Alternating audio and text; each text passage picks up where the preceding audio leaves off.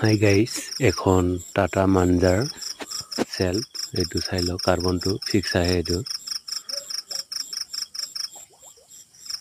তাৰপিছত এইটো হ'ল আপোনাৰ আৰ্মিচাৰ, সৰু হ'লেও বহুত হেভি বনাইছে।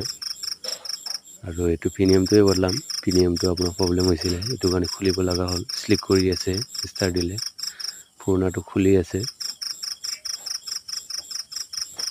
তাৰপিছত এইটো হ'ল আপোনাৰ মেইন বডি, আপোনাৰ ভেলু কোম্পানীটো বহুত মজবুত আছে চেল্ফটো, এইবিলাক চেল্ফ পটকৈ বেয়া নহয়।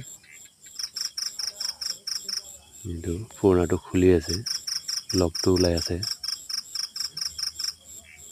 তাৰপিছত এইটো হ'ল চুইচৰ,